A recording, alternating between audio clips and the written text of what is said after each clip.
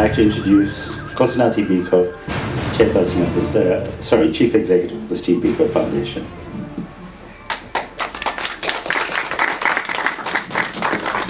That was, of course, the Chief Executive of YFM.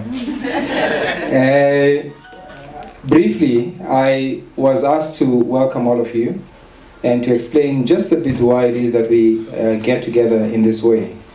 This is, of course, the FrankTalk dialogue series. It's part of a larger dialogue series at the foundation that we hold in partnership with various institutions. This particular one is in partnership with YFM. We are targeting the group between 25 and 40. I am not a member of that group. I have long been relegated. But the idea is to try and get young South Africans who regard themselves as professionals, and we use the term professional in a very inclusive sense, people who are serious about what they are doing, to be part of the dialogue about our country. And oftentimes I think we resign ourselves to reading headlines about our country and not being part of crafting those headlines. And so this series is aimed at getting those people to participate in the national discourse. And of course, tonight, I want to particularly thank Dr. Badat for giving us the inspiration for tonight's topic, which focuses on the issue of banishment and bannings.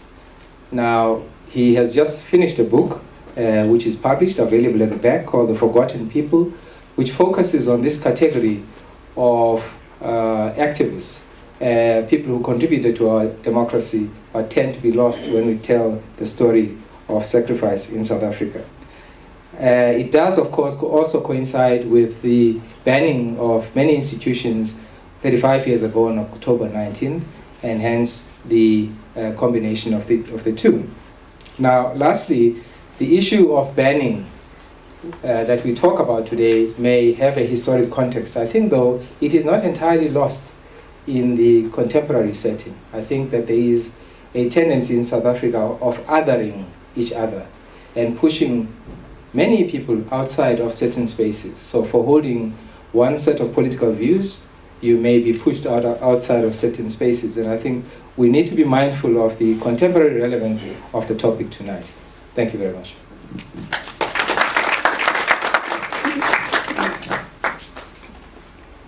All right, and it is with that I welcome you to the second Frank Talk Radio Dialogues, an initiative by the Steve Biko Foundation with the aim to advance public education about the Bill of Rights by engaging with young professionals in national discourse. This evening's dialogue is supported by the Open Society Foundation of South Africa. I'm, of course, your host, Faith Mangop, and we're broadcasting live from YFM.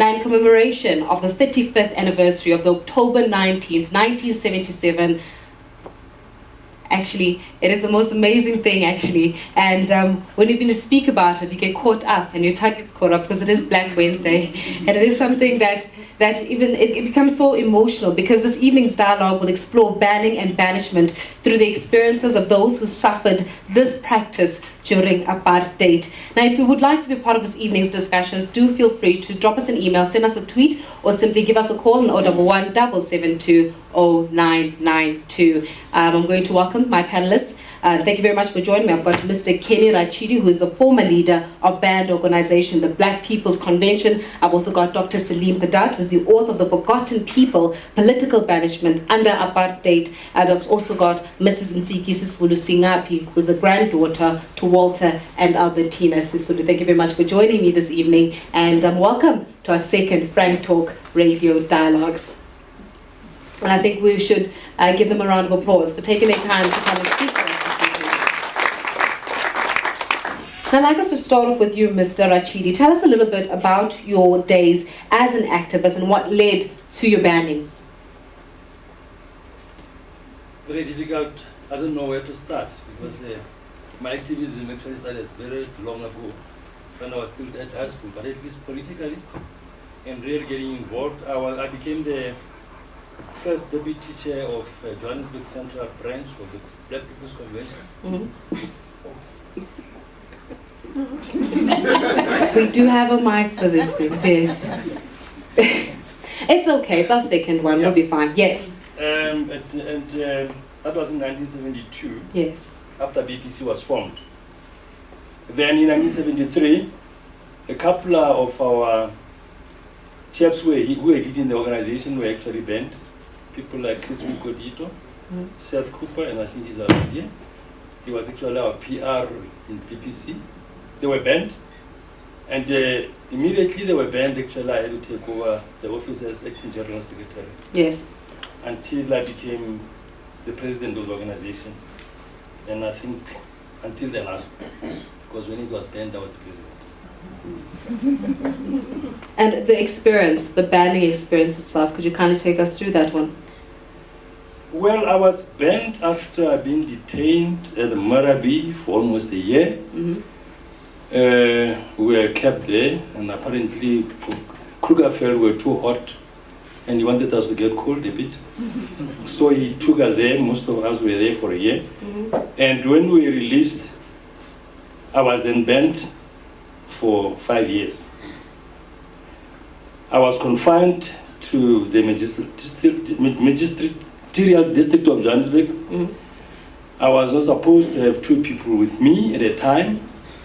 No, I couldn't be interviewed, I couldn't be quoted, I couldn't go to school, I couldn't go to any publishing house, and etc., etc. All those kind of restrictions where you can't actually, you have to be alone, even in the family. And that is actually what happened. Although, I mean, by then we were also getting used to the idea that we are getting banned, and we had to make means of actually making the banning life a normal life. Yes. So we never recognized the banning, and we thought we're not going to police ourselves, and that is the only way we could survive. So wherever possible, we had to make sure we break the banning order. But if you are arrested, you will obviously be sentenced. Before we actually talk about living, as you speak about the banned life, before we get into that, living the banned life, Dr. Badat is an author of the book on banning and banishment entitled The Forgotten People, Political Banishment Under Apartheid. Could you kindly explain to us what banishment is? Is there a difference in these terms? I believe yours is just on naturally. One of the things this book tries to do is it tries to tease out different weapons that were used under colonialism and apartheid to intimidate, to control, to marginalize, and to punish political opponents of tyranny and economic exploitation. And unfortunately, the longer we go on, these distinctions between murder and assassination is quite clear. But the distinctions between detention, banning, deportation, banishment, banishment, as I call it, these distinctions are being lost. And it's quite important to be clear that these were very different practices, and that these were many different weapons that was used by the colonial and apartheid governments to deal with political opponents. So when it comes to banishment, we're talking about a practice that exists under the Native Administration Act of 1927, in terms of which key and mainly rural people were plucked from their homes and were expelled. No process of court, no discussions about it, were expelled to usually desolate, remote, inhospitable areas of South Africa. So in 1950, Chieftainess Makwena Matlala is banished from Gwamatlala, 1,200 kilometers away to King Williamstown, and that's where she stays in banishment for 15 years. Theophilus Shangela, one of the militants in the Pondo Land uprising, is banished in 1960 from Bizana to Frenchdale Banishment Camp, which is about 90 kilometers from Bafokeng. He dies in banishment in 1974. He refuses to leave banishment, in fact, in 1972. Because as he said, I want to be unbanned and sent into freedom. Yes. So we can give many examples of people who were banished for long periods. On average, 5 years, but people served up to 20 years.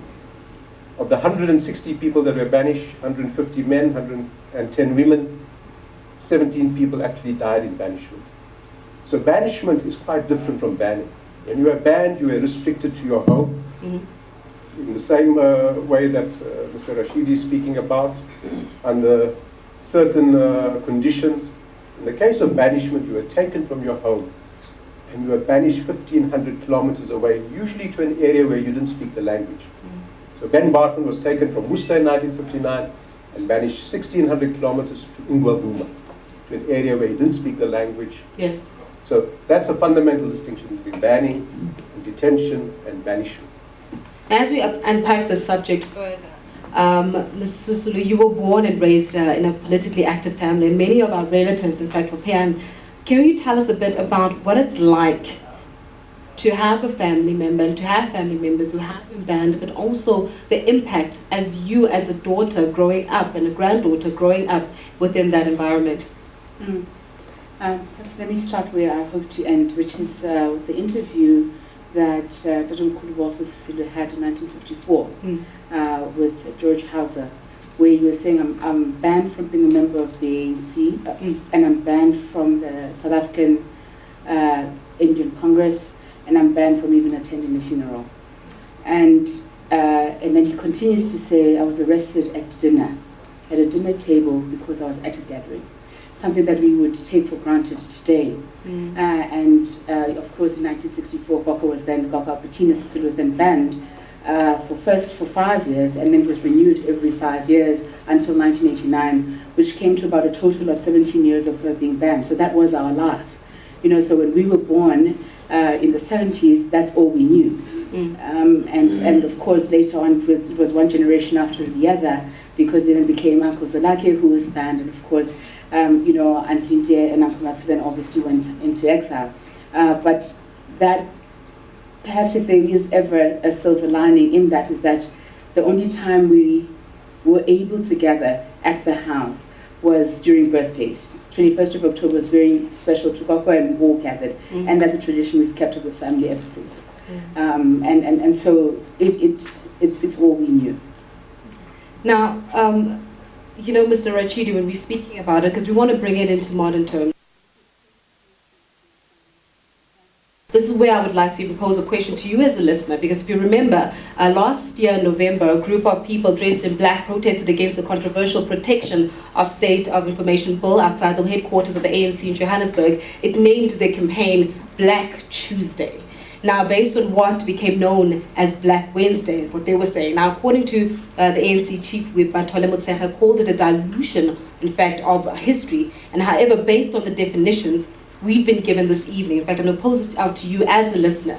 Do you feel that that protest was justifiable? Give me your opinion on 011 772 0992. They based it, and they called it Black Tuesday, basing it on the events of Black Wednesday. Do you believe that those protests were justifiable? And what do we say, and as a young person, when we're looking at 21st century banishment, are we at a point where we can in fact experience 21st century banishment? Give me your thoughts on that one, 011 772 0992.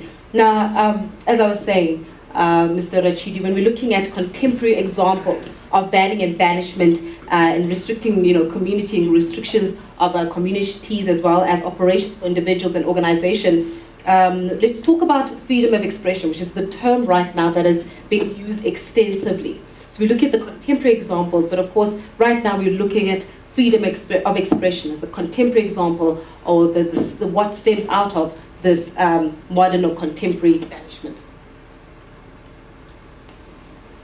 Well, I'm not very certain.